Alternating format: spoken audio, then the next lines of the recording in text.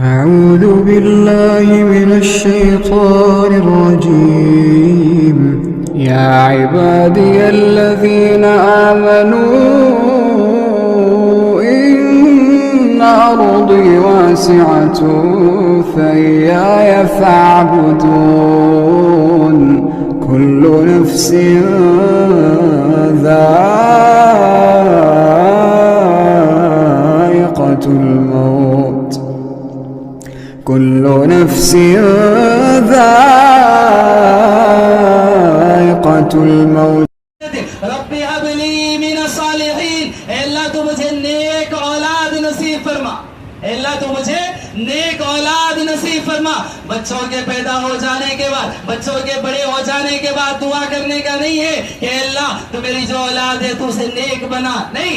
انبیاء کرام علیہ السلام کی یہ سنت تھی، بچوں کے پیدا ہونے سے پہلے اور نکاح ہونے سے پہلے سے بھی یہ دعائیں کیا کرتے تھے کہ اے اللہ میری جو آگے نسل پیدا ہونے والی ہے، اے اللہ تو مجھے جو اولاد عطا فرمانے والا ہے، اللہ نیک اولاد نصیب فرما۔ یہ دعائیں کیا کرتے تھے، یہ تربیت کی فکر ہے۔ ایسی تربیت اولاد کی ہونی چاہیے، ان دعاؤں کا اہتمام ہونا چاہیے۔ جب آپ دعائیں کرتے رہیں گے، بچوں کے دنیا میں وجود سے پہلے، بچوں کے دنیا میں پیدا ہونے سے پہلے آپ دعائیں کرتے جائیں گے تو یہ دعائیں اثر دکھائیں گی۔ جب آپ کی اولاد ہو جائے گی، آپ کی اولاد کی تربیت جب آپ کریں گے، یہ دعائیں اثر دکھائیں گی آپ کی اولاد۔ حاضرین، سب سے پہلے آپ یہ بات یاد رکھیں کہ اولاد اللہ تبارک و تعالیٰ کا ایک انمول تحفہ ہے جو اللہ تبارک و تعالیٰ نے عطا فرمایا ہے۔ جس کو اللہ تبارک و تعالیٰ نے اولاد کی خوشی عطا فرمائی، یقیناً اللہ تبارک و تعالیٰ نے دنیا کی بہت بڑی نعمت اور دنیا کا ایک انمول تحفہ اللہ تبارک و تعالیٰ نے اسے عطا کیا ہے۔ اولاد کتنی بڑی نعمت ہے، اللہ تبارک و تعالیٰ کی جانب سے کتنا انمول تحفہ ہے، اس کی قدر و قیمت انہی لوگوں کو ہو سکتی ہے کہ جو بے اولاد ہیں، اللہ کے حکم سے جسے ابھی تک اولاد نہیں ہوئی، اولاد کی خوشی سے جو محروم ہیں، وہی لوگ جانتے ہیں کہ اولاد کتنی بڑی نعمت ہے، اللہ تبارک و تعالیٰ کی جانب سے کتنا انمول تحفہ ہے۔ محترم حاضرین، اب یہ بات یاد رکھیں کہ جو نعمت اللہ تبارک و تعالیٰ نے عطا فرمائی ہے، یقیناً اللہ تبارک و تعالیٰ کی ہر دی ہوئی نعمت کا انسان سے سوال ہونے والا ہے۔ اللہ تبارک و تعالیٰ نے جو نعمتیں انسان کو عطا فرمائی، ہر نعمت کے بارے میں اللہ تبارک و تعالیٰ کل قیامت کے روز سوال کرے گا۔ اللہ تبارک و تعالیٰ خود فرماتا ہے ثم لتسألن يومئذ عن النعیم، پھر نعمتوں کے بارے میں تم سے ضرور سوال کیا جائے گا، پوچھا جائے گا۔ محترم حاضرین، اولاد اللہ تبارک و تعالیٰ کی جانب سے ایک بہت بڑی نعمت ہے۔ اب ہم یہ دیکھیں کہ اولاد کی تربیت کیوں کرنی چاہیے، کیوں انسان کو اولاد کی تربیت پر زور دینا چاہیے اور اسے اہمیت دینی چاہیے۔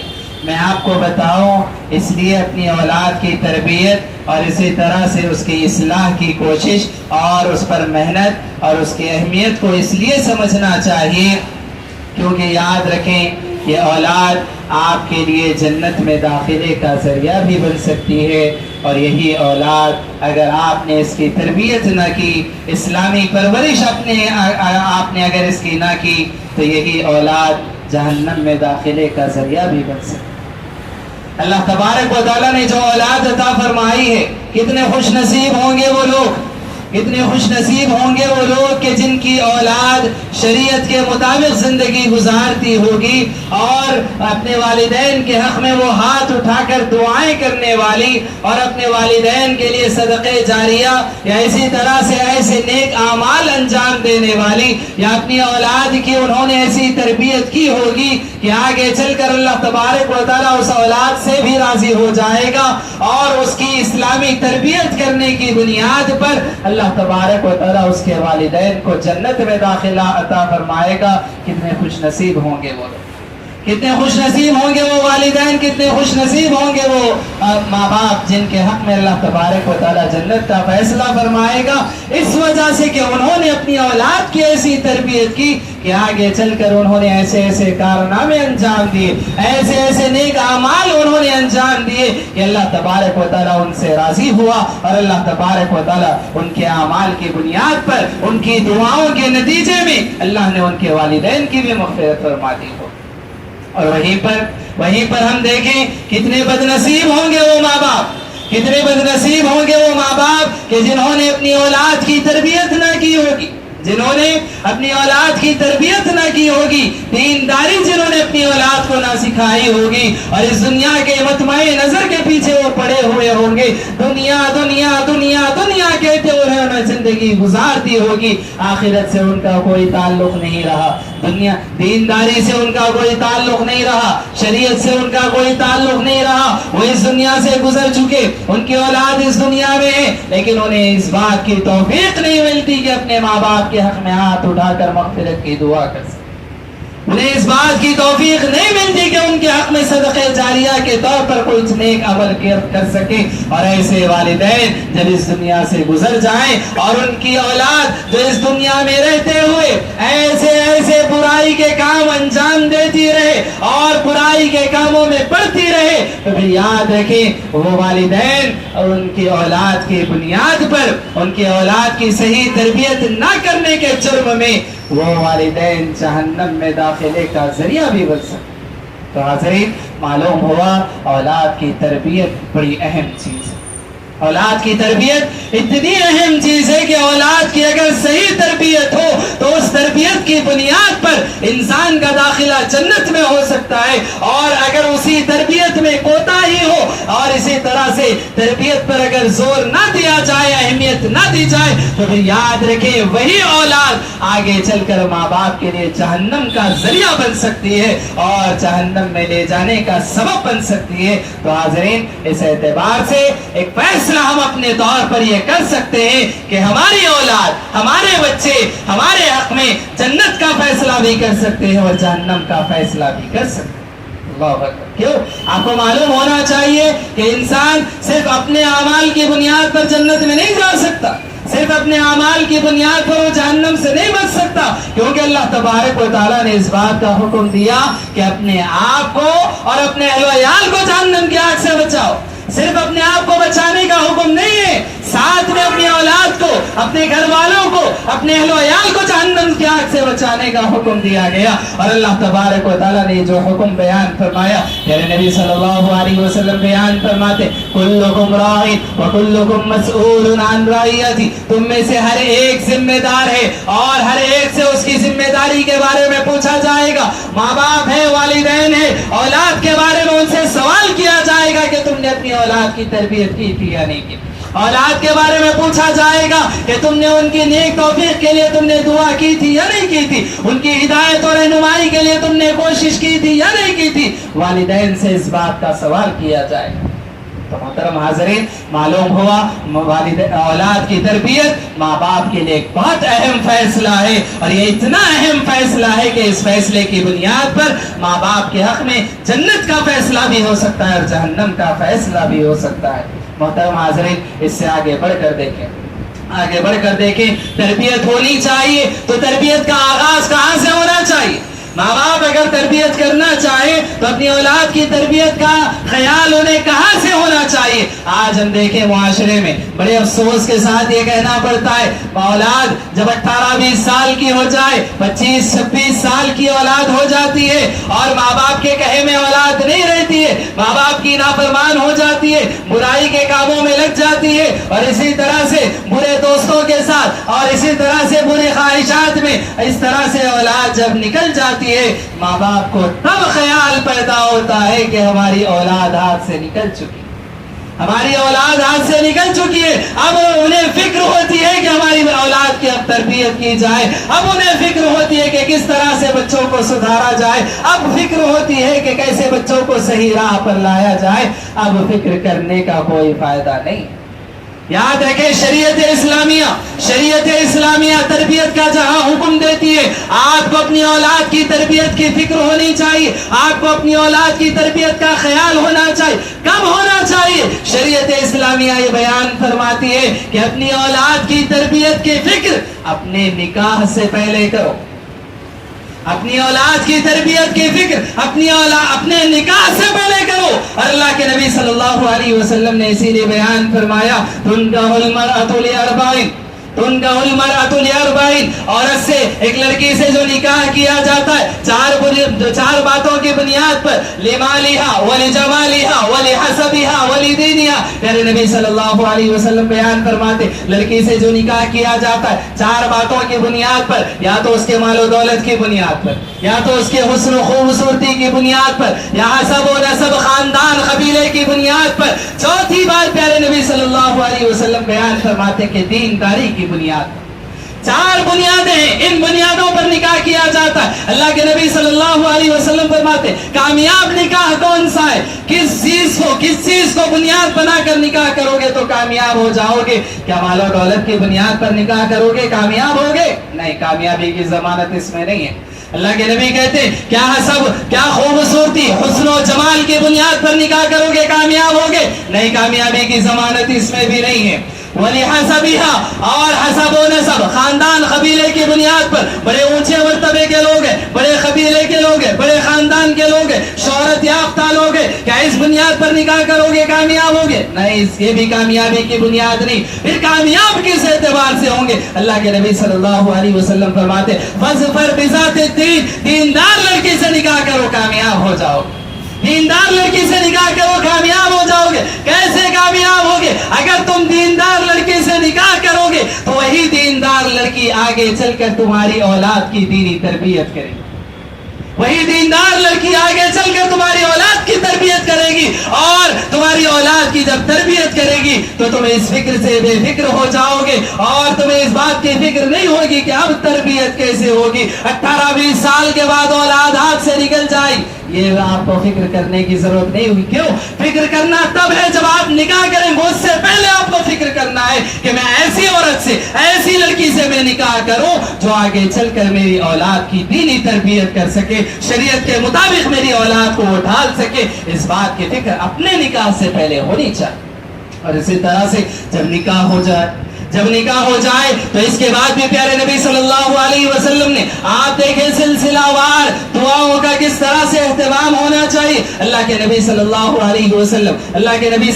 علیہ وسلم نے ہر مسلمان کو یہ دعا سکھائی جس کا نکاح ہو جائے اور مباشرت سے پہلے، دخول سے پہلے، اپنی بیوی سے ملاقات سے پہلے وہ دعا پڑھے، دعا کا اہتمام کرے۔ کون سی دعا؟ اللہ کے نبی صلی اللہ علیہ وسلم نے دعا سکھائی، بسم اللہ اللہم جنبنا الشیطان وجنب الشیطان ما رزقتنا، کہ پروردگارا ہمیں شیطان کے دھوکے سے یا شیطان کے مکر و فریب سے تو ہمیں بچا لے، اور جو اولاد تو ہمیں عطا فرما اسے بھی شیطان کے مکر و فریب سے بچا لے۔ اللہ، اور ابھی اولاد نہیں ہے، اولاد کا تصور نہیں ہے، ابھی بیوی سے ملاقات نہیں ہوئی، اللہ کے نبی کہتے ہیں اس سے پہلے تم دعا کرو کہ جو اولاد اللہ مجھے اس مباشرت سے، مجھے اس ملاقات سے جو اولاد ہوگی اللہ تو اس میں مجھے برکت عطا فرما، شیطان کے مکر و فریب سے اس کی تو حفاظت فرما۔ اللہ، یہ تربیت ہے اولاد، یہ تربیت ہے اولاد کی، اس وقت سے فکر ہونی چاہیے۔ اور اس کے بعد آپ دیکھیں اللہ کے نبی صلی اللہ علیہ وسلم نے جو فکر تربیت کی بتائی ہے، اللہ تبارک و تعالی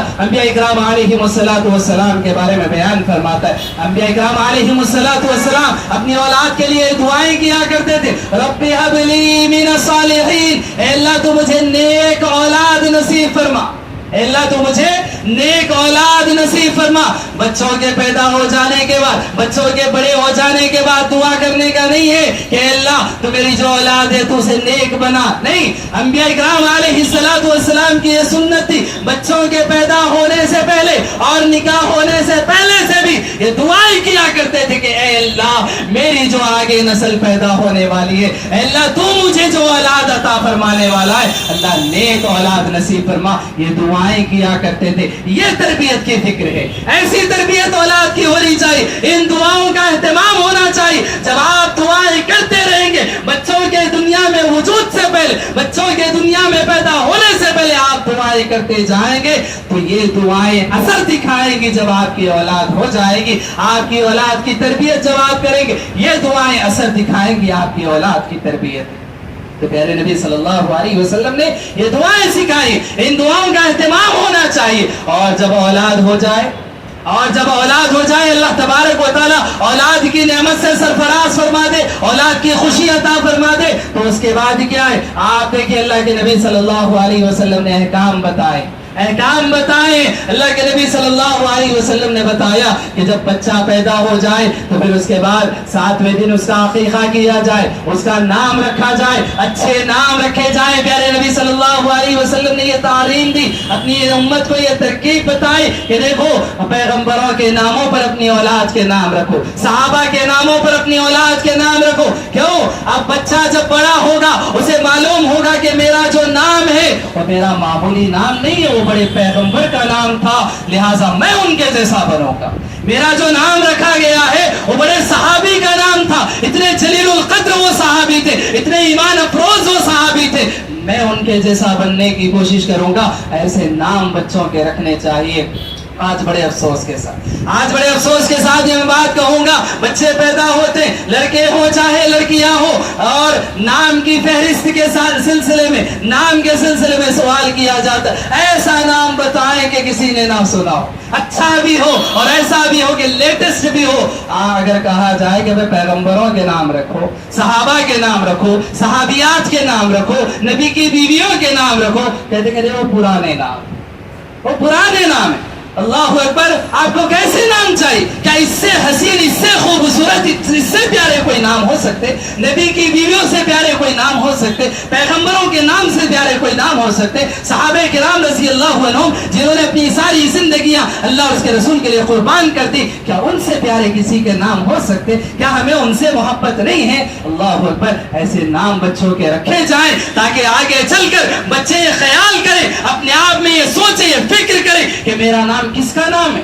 میرا نام کسی ہیرو کا نام نہیں ہے، میرا نام کسی کرکٹر کا نام نہیں ہے، میرا نام کسی فلاں دنیا کے آدمی کا نام نہیں ہے. میرا نام تو جلیل القدر صحابی کا نام ہے، میرا نام تو جلیل القدر پیغمبر کا نام ہے، میرا نام تو مائی عائشہ کا نام ہے، میرا نام تو مائی خدیجہ کا نام ہے.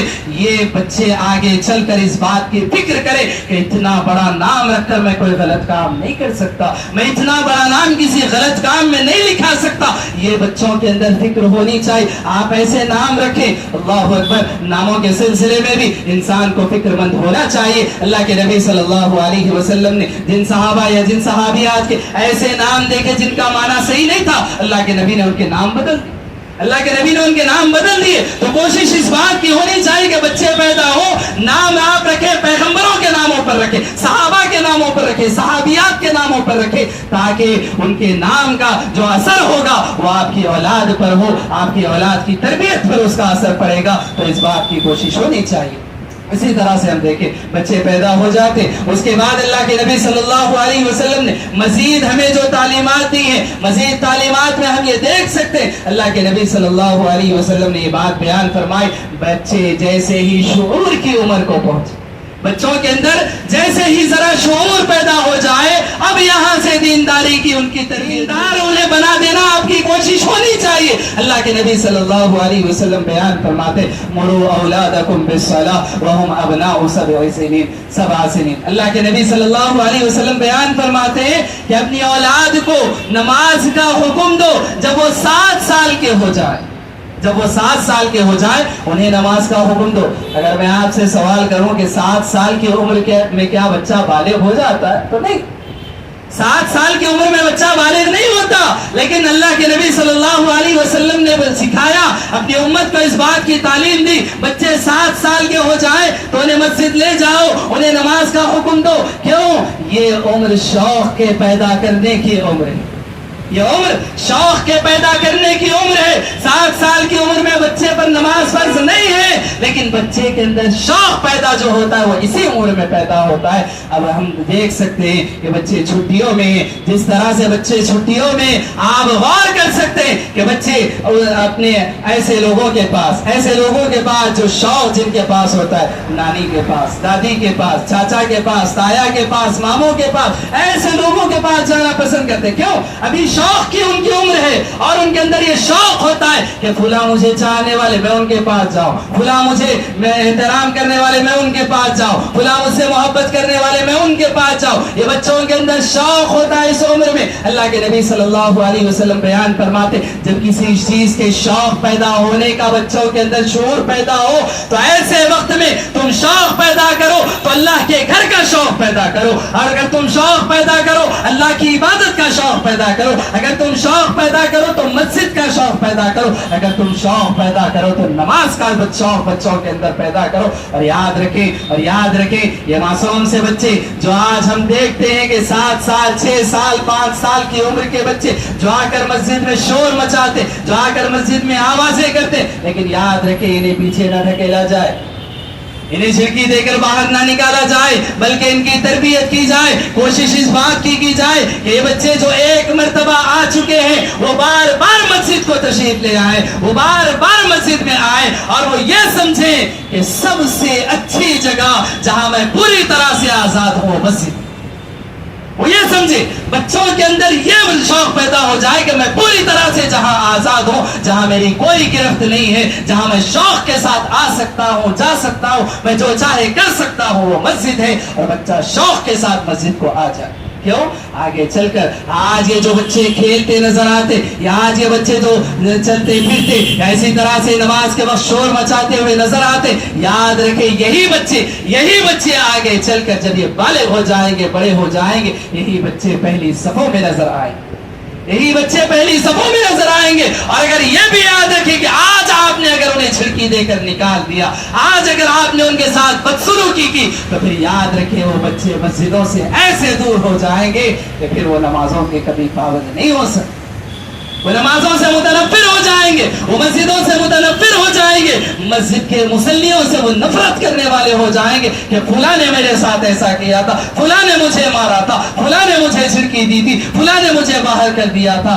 ये चीज इन बच्चों के दिलों में बैठ जाएगी और ये जो आपकी हरकत होगी, ये आपकी हरकत बच्चों को मस्जिदों से दूर करने वाली हरकत बन जाएगी। लिहाजा ऐसी हरकत कभी ना करें और बच्चों के सिलसिले में इस्तेमाल करें। कोशिश इस बात की करें कि आप तरबियत के नाहिए से बच्चों के लिए इस बात की कोशिश करें कि बेटा आप अगर खामोश रहेंगे तो नमाज के बाद मैं आपको चॉकलेट दूंगा, मैं आपको टॉफी दूंगा, मैं नमाज के दरमियान अगर खामोश रहेंगे तो मैं आपको दुकान ले जाऊंगा। शौक आप दिलाएं बच्चों के अंदर, शौक आप दिलाने की कोशिश करें कि आपने ऐसा किया तो मैं आपके साथ ऐसा करूंगा, मैं आपके साथ अच्छा करूंगा, मैं फुला करूंगा। आप शौक दिलाने की कोशिश करें और ये बात याद रखें, जो काम शौक से हो सकता है वो काम खौफ से नहीं हो सकता, जो काम शौक से हो सकता है वो डर से नहीं हो सकता। आप डर बिठाने की कोशिश ना करें, बल्कि आप बच्चों के दिलों में शौक पैदा करने की कोशिश करें, तो इस तरह से बच्चों की तरबियत हो सकती है। और ये बात याद रखें, बच्चों की तरबियत की जब बात आती है तो ये बात हमेशा याद रखें कि आप बच्चे को जिस बात का हुक्म देना चाहते हैं, माँ बाप, वालिदैन सबसे पहले उस काम को खुद करके बताएं। माँ बाप उस काम को पहले खुद करके बताए। ऐसा नहीं हो सकता कि आप अपने घर में टीवी देखते हुए या चबूतरे पर बैठे रहें और अपने बच्चों को कहें कि बेटा जाओ नमाज पढ़कर आओ, बेटा जाओ नमाज पढ़कर आओ। बेटा एक मर्तबा जाएगा, दूसरी मर्तबा जाएगा, तीसरी मर्तबा आपसे कहेगा कि पप्पू जान पहले आप नमाज पढ़ें, बाद में मुझे हुक्म, पहले आप मस्जिद को जाएं, बाद में मुझे बताएं, आप मुझे बाद में कहें, पहले आप मस्जिद को जाएं। तो ये बात याद रखें, जो बच्चे आपको देखकर सीखते हैं वो आपके हुक्म पर नहीं सीखते। और ये बात याद रखें, मासूम से बच्चे आप गौर करके देखें इस बात को कि आप अगर अपने मासूम से बच्चों को 4 साल, 5 साल, 6 साल के बच्चों को अगर आप मस्जिद में अपने साथ लेकर आते, अपने बाजू में उनको खड़ाते हैं और आप नमाज के लिए खड़े हो जाते, आपका मासूम सा बच्चा आप जैसे खड़े हुए आपके साथ वैसा ही खड़ा हो जाता है। आप रुकू में जाते, बच्चा आपको देखता है, आपके साथ रुकू رکوع میں جاتا ہے, آپ سجدے میں جاتے, بچہ آپ کو دیکھتا ہے آپ کے ساتھ سجدے میں جاتا ہے, آپ سجدے سے سر اٹھاتے, بچہ آپ کو دیکھتا ہے سجدے سے سر اٹھاتا ہے. ساری نماز کا یہی معمول ہوتا ہے. تو بتانے کا مقصد یہ کہ آپ بچوں سے کہیں گے وہ بات بچہ نہیں سنے گا, آپ کر کے بتائیں, آپ جیسا جیسا کریں گے بچہ دیکھ کر ویسا ویسا کرنے کی کوشش کرے گا. اور یہ بات یاد رکھیں, آپ اگر برے ہو, آپ برے کاموں میں ملوث ہو, آپ جھوٹ بولنے والے ہو, آپ اگر غیبت کرنے والے ہو, یا اسی طرح سے آپ دوسرے غیر اسلامی کاموں میں, غیر شرعی کاموں میں آپ اگر ملوث ہو, اور آپ اگر اس بات کی کوشش کریں کہ میرا بیٹا اس میں ملوث نہ ہو, میرا بیٹا جھوٹ نہ بولے, تو یہ ناممکن. آپ اپنی اولاد کے سامنے جھوٹ بول رہے ہو اور آپ اپنی اولاد سے یہ امید رکھیں کہ نہیں میرا بیٹا سچ بولے گا, یہ نہیں ہو سکتا. آپ اپنی اولاد کے سامنے سگریٹ پی رہے ہو یا اسی طرح سے تمباکو وغیرہ استعمال کر رہے ہو, آپ کیسے امید رکھ سکتے ہیں کہ آگے چل کر میرا بچہ یہ کام نہیں کرے گا؟ نہیں, آپ یہ امید نہ رکھیں, یا پھر آپ اس کام کو چھوڑ دیں تاکہ آپ کا بچہ آگے چل کر اس چیز سے بچا رہے. اگر آپ کو اپنی اولاد کی فکر ہے کہ میرا بچہ آگے چل کر یہ کام نہ کرے تو آپ اس کام سے رک جائیں, ورنہ یاد رکھیں جیسا جیسا بچہ آپ کو دیکھے گا, رول ماڈل سب کا اپنی اولاد کے لیے سب سے بڑا رول ماڈل جو ہوتا ہے وہ اپنا باپ ہوتا ہے. ماں اور باپ کو دیکھ کر بچے سیکھتے ہیں کہ ماں اور باپ جیسا جیسا کرتے ہیں بچے بھی ویسا ویسا کرنے لگتے ہیں. اگر آپ کو یقین نہیں آتا تو آپ اپنے خاندان میں دیکھ لیں کہ جس خاندان کے اندر لڑائی جھگڑے زیادہ ہوتے ہو, ماں باپ کی لڑائیاں چلتی رہتی ہو, یا اسی طرح سے بھائیوں میں لڑائیاں چلتی رہتی ہو, آگے چل کر وہ بچے بھی ویسے ہی لڑنے جھگڑنے والے بن جائیں. جس خاندان میں محبت رہتی ہو, آپس میں ایک دوسرے کا احترام رہتا ہو, آگے چل کر بچوں کے درمیان بھی ویسا ہی احترام, ویسی ہی محبت باقی رہتی ہے. تو آگے چل کر اپنی اولاد کو آپ کیسا بنانا چاہتے, یہ آپ پر منحصر ہے کہ آپ جیسا کریں گے آپ کی اولاد ویسی ہوگی. آپ اگر اپنی اولاد کی اچھی تربیت کرنا چاہتے, خود اپنے آپ کی پہلے آپ تربیت کریں, اس بات کا خیال رکھیں. اور یہ بھی آپ یاد رکھیں, آج ہم بچوں کی تربیت سے اس قدر غافل ہو چکے ہیں, ہم یہ پوری طرح سے اطمینان سے اپنے گھروں میں یا اسی طرح سے اپنے کام میں لگ جاتے کہ میں نے فلاں اسکول میں ایڈمیشن کروا دیا, میں نے اتنی زیادہ فیس بن کر اپنے بچے کو وہاں داخلہ کروا دیا ہے, اور ہم پوری طرح سے مطمئن ہو گئے اتنے بڑے اسکول میں نے داخلہ کروا دیا, میرا بچہ اچھا پڑھ لکھ جائے گا یا اچھی طرح سے کامیاب ہو جائے گا. آپ یہ بات یاد رکھیں کہ مدارس میں یا اسکولز میں, کالجز میں تعلیم ہوتی ہے, اور یہ بھی یاد رکھیں کہ تعلیم اور تربیت میں بڑا فرق ہوتا ہے. تعلیم اور تربیت میں بڑا فرق ہوتا ہے. 4-6 گھنٹوں کے لیے, 8 گھنٹے کے لیے آپ بچے کو اسکول میں بھیج دیں, مدرسے میں بھیج دیں, اور بچہ آپ کا 12 سے 14 گھنٹے تک آپ کے ساتھ رہے, اور آپ یہ کہیں گے کہ 8 گھنٹے یا 7 گھنٹے بچہ جو اسکول میں رہتا ہے, آپ اسکول کے ٹیچر سے ایسی طرح سے مدرس سے آپ پوچھیں گے کہ بچے کی تربیت کیسی ہو رہی ہے. یہ سوال آپ ٹیچر سے کریں گے یا ٹیچر آپ سے کرے گا کہ بچے کی تربیت کیوں؟ بچے کی تربیت کی ذمہ داری کسی استاد کی نہیں ہے. تعلیم استاد دیں گے, علم استاد دیں گے, لیکن تربیت آپ کو دینی پڑے گی. اور یہ بھی یاد رکھیں کہ اگر بچے کی تربیت نہ ہو, نقصان استاد کا نہیں ہوگا, ٹیچر کا نہیں ہوگا, آپ کا نقصان. لیکن آج ہم اتنے غافل ہو چکے, اپنے بچوں کو ہم نے اسکول میں ایڈمیشن کروا دیا, اب ہم پوری طرح سے غافل ہو چکے کہ بچہ پڑھ لے گا, لکھ لے گا, کامیاب ہو جائے گا. نہیں, یہ بات یاد رکھیں, تربیت آپ کو کرنی ہوگی. کسی بھی سلسلے میں, چاہے دنیا کا کوئی اسکول ہو, آپ اس پر الزام نہیں لگا سکتے کہ اس اسکول میں پڑھنے کی وجہ سے بچے بگڑ گئے, اس فلاں مدرسے میں پڑھنے کی وجہ سے بچے بگڑ گئے. آپ اس پر الزام نہیں لگا سکتے. کیوں؟ میں آپ کو مثال کے ذریعے سے بتاؤں گا. ایک ہی کلاس میں پڑھنے والے, ایک ہی جماعت میں پڑھنے والے کئی طلبہ ہوتے ہیں, لیکن یاد رکھیں انہی طلبہ میں کچھ طلبہ ہوتے جو اپنے ماں باپ کا احترام کرتے, کچھ طلبہ ہوتے جو اپنے ماں باپ کا احترام نہیں کرتے. کچھ طلبہ ہوتے ہیں جو ماں باپ کا احترام کرتے ہیں, کچھ ماں باپ کا احترام نہیں کرتے. کیوں؟ تعلیم تو سب کی یکساں چلی, تعلیم تو سب کی برابر ہوئی, لیکن تربیت سب کی برابر نہیں ہوئی.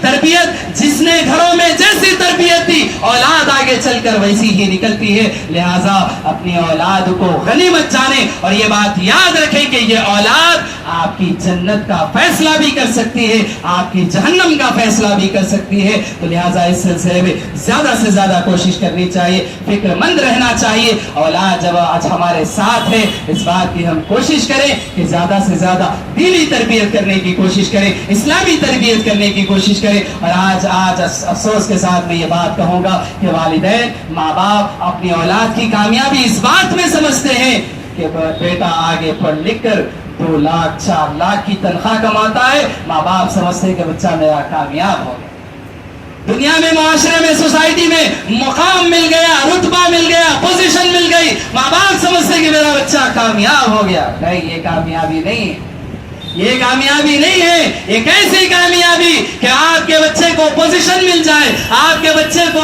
لاکھوں روپے کی تنخواہ مل جائے اور آپ کا بچہ دنیا والوں سے بات کرنے کا سلیقہ رکھتا ہو, 4 6 زبانوں میں بات کر سکتا ہو. دنیا والوں سے تو وہ بات کرنے کا سلیقہ جانتا ہے, لیکن جن ماں باپ نے اسے پیدا کیا, پال پوس کر بڑا کیا, ان ماں باپ سے بات کرنے کا اسے سلیقہ نہیں آتا. آپ کی تربیت ناکام, آپ کی تربیت ناکام ہے. جس نے اپنی اولاد کو اتنی تربیت نہ دی کہ بڑوں سے بات کیسی کی جائے, بڑوں کا احترام کیسا کیا جائے, یہ اگر اس کے اندر نہ ہو تو آپ کی تربیت ناکام ہے. چاہے آپ کی اولاد پھر آگے چل کر لاکھوں روپے کمائے, دنیا کی بڑی سے بڑی پوزیشن حاصل کر لے, دنیا کے اندر شہرت یافتہ بن جائے, چاہے کچھ ہو جائے, لیکن اگر اسے ماں باپ سے بات کرنے کا سلیقہ نہ ہو, وہ اولاد ناکام ہے, وہ ماں باپ ناکام ہے. اور یہ بھی یاد رکھیں, وہ اولاد بھی ناکام, وہ والدین بھی ناکام ہے جو اس دنیا سے گزر جائیں اور دنیا سے گزر جانے کے بعد اولاد کے اندر اتنی قابلیت نہ ہو, اتنی صلاحیت نہ ہو کہ وہ آگے چل کر اپنے ماں باپ کا جنازہ پڑھا سکے. ماں باپ کا جنازہ نہیں پڑھا سکتے. اللہ اکبر, کتنی آج بے دینی آج پھیل چکی ہے. آج دیکھیں, آج کہا جاتا ہے کہ میرا بیٹا فلاں جگہ رہتا ہے, امریکہ میں رہتا ہے, دبئی میں رہتا ہے, سعودی میں رہتا ہے, اور ماں باپ کا انتقال ہوتا ہے, وہ بچہ آتا ہے اور اسے اپنے ماں باپ کی نماز جنازہ پڑھنے تک نہیں آتی. نماز جنازہ اپنے ماں باپ کی وہ نماز جنازہ پڑھا نہیں سکتا, وہ اتنی قابلیت اس کے اندر نہیں ہے. اور وہ جو ماں باپ اس کے گزر چکے ہیں, ہاتھ اٹھا کر مغفرت کی وہ دعا نہیں کر سکتا. آپ بتائیں کیسی کامیابی, کیا یہ کامیابی؟ افسوس ایسی کامیابی پر, افسوس ایسے ماں باپ پر, افسوس ایسی اولاد پر. لہٰذا وقت رہتے سمجھ جائیں, اپنی اولاد کی دینی اسلامی تربیت کرنے کی کوشش کریں. رب العالمین سے میں دعا کرتا ہوں کہ رب العالمین ہم تمام کو اپنی اولاد کی صحیح اسلامی تربیت کرنے کی توفیق عطا فرمائے.